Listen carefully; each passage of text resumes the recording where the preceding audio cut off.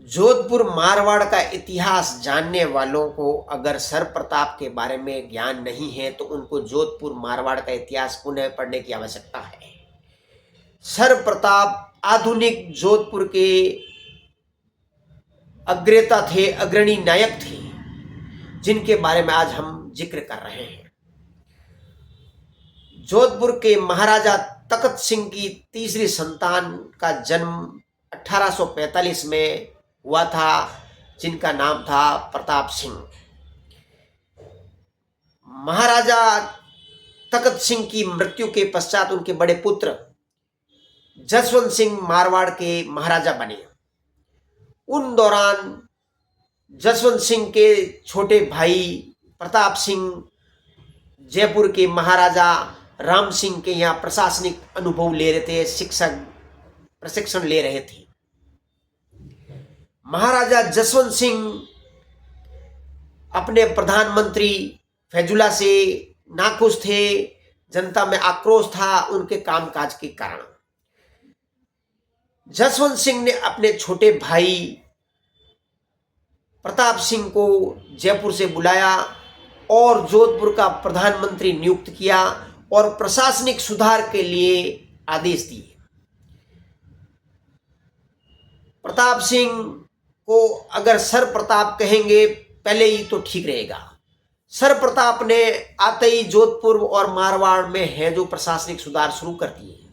उन्होंने सबसे पहले जोधपुर में कलेक्ट्रेट की स्थापना की, एक सचिवालय की स्थापना की जो मारवाड़ स्टेट में प्रशासनिक और न्यायिक विकास में सहायता करे और उसमें सरलता लाए। किसान कार्यों में जैसे पहले लगान ली जाती थी, उन सर प्रताप ने लगान बंद कर उसकी जगह बिगोड़ी शुरू की, बिगोड़ी भरने का काम शुरू किया। जैसी फसल उगती उसके अनुसार ही बिगोड़ी भरी जाती थी। सर प्रताप ने प्रशासनिक सुधार करने के लिए एक बहुत बड़े सचिवालय की स्थापना की, जिसके हाई कोर्ट कहा जाता था। छोटी छोटी अदालतें वहां पे लगाई जाती थी। ये 1878 में शुरू हुई और 1891 में ये भवन बनके पूर्ण हुआ।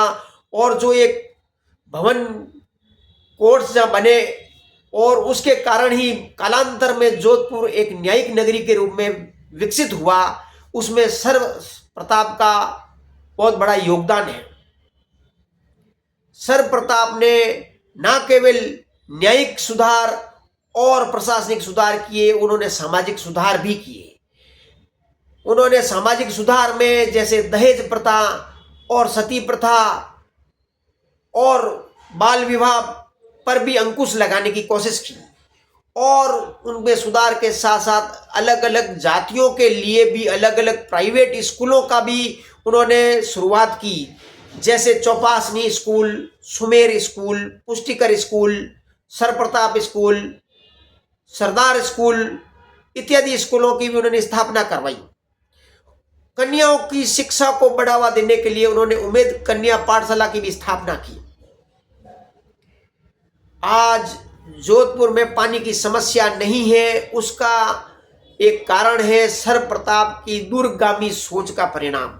उन्होंने बिना नक्शा नवीस, बिना कोई प्रोजेक्ट के कायलाना बांध बनवाया था, जो उसके कारण आज 100-125 साल बाद भी जोधपुर उस कायलाने के बांध की वजह से पानी पीता है।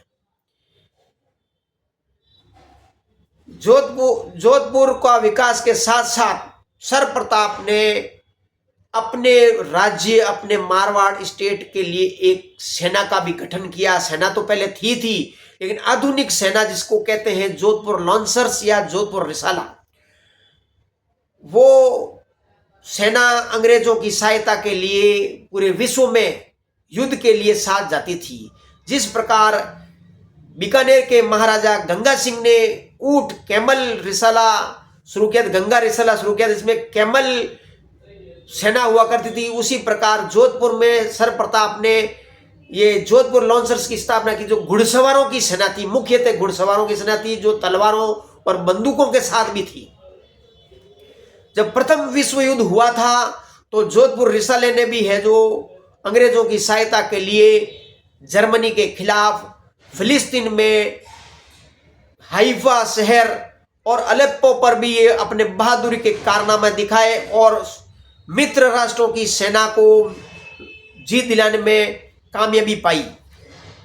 जिस हम हाइफा की बात कर रहे हैं फिलिस्तीन में, उसमें सर प्रताप के मित्र देवली के ठाकुर हरि सिंह के बेटे दलपत सिंह शेखावत, उन्हीं के नेतृत्व में अपनी बड़ी बहादुरी के साथ हाइफा को जीता था और एक नए देश का उदय हुआ था जिसका नाम था इजराइल।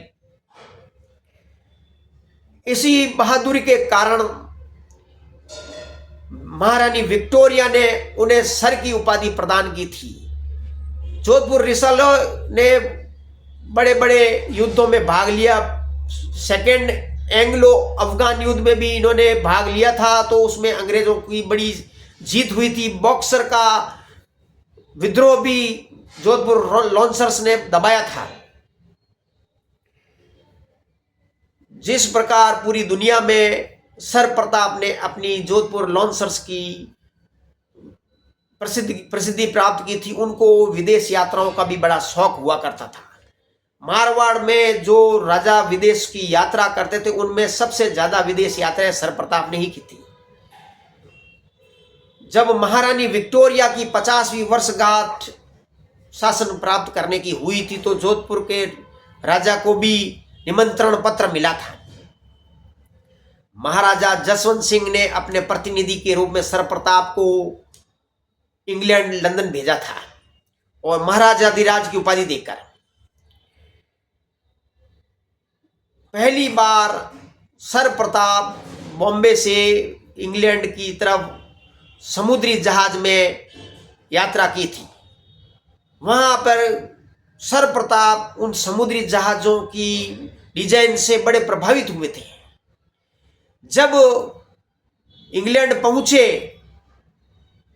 सर प्रताप, तो उनका सामान खो गया था शिप में।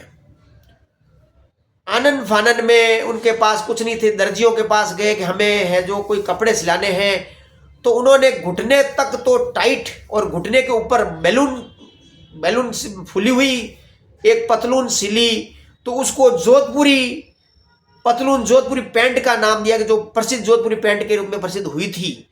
वो पहनकर वो विक्टोरिया के राजमहल राज दरबार में शामिल हुए। बड़े बड़े जो विश्व में राजा आए थे, वो भारी भारी गिफ्ट विक्टोरिया को, महारानी विक्टोरिया को दे रहे थे, लेकिन महाराजा सर प्रताप के पास देने के लिए कुछ नहीं था। तो उन्होंने अपनी तलवार ही महारानी के कदमों में रख दी और उनका हाथ चूम लिया और अपनी आंखों पे लगा लिया।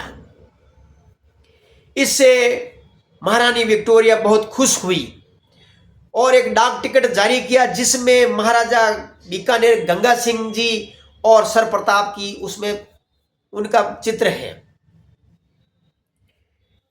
जब वो सर प्रताप वापस भारत आए, अपने देश मारवाड़ आए, तो उन्होंने एक ऐसा बड़ा बंगला बनाया जो जहाज की आकृति का था, जिसे शिप कहते हैं, शिप हाउस कहते हैं। पाउटा जोधपुर में उन्होंने छोटी पहाड़ी पर एक शिप जैसा एक बंगला बनाया।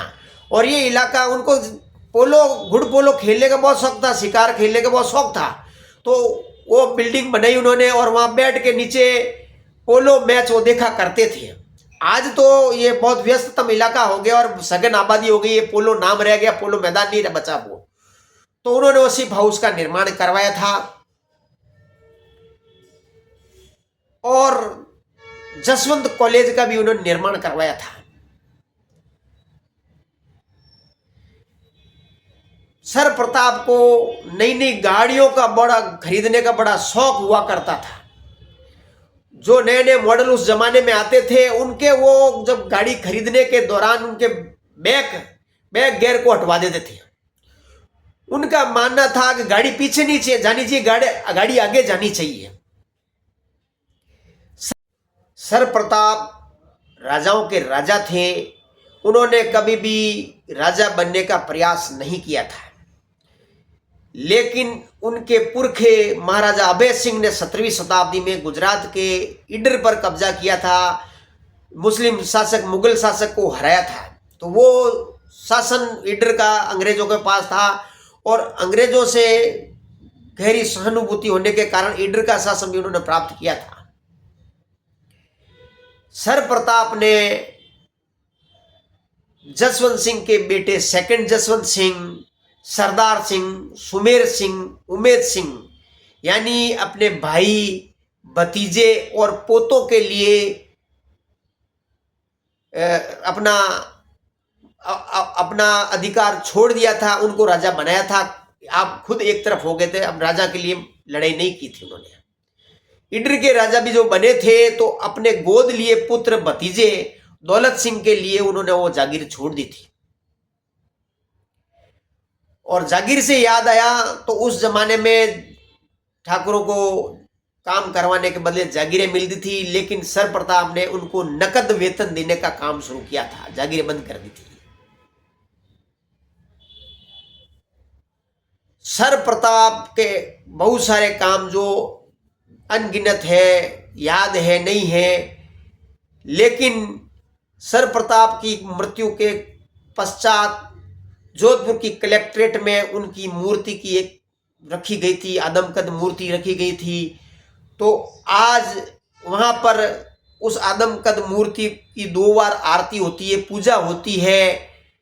बड़े बड़े प्रशासनिक अधिकारी, पुलिस, वकील, कर्मचारी वहाँ आके धोख देते हैं और जो वादी आते हैं कि हमारे केस में सफलता मिलने की वो है जो उम्मीद करते हैं और उनसे कामना करते हैं। जब उनकी कामना पूरी हो जाती है, केस जीत जाते हैं, तो उनको सिगरेट, शराब और अगरबत्ती और प्रसाद चढ़ाया जाता है।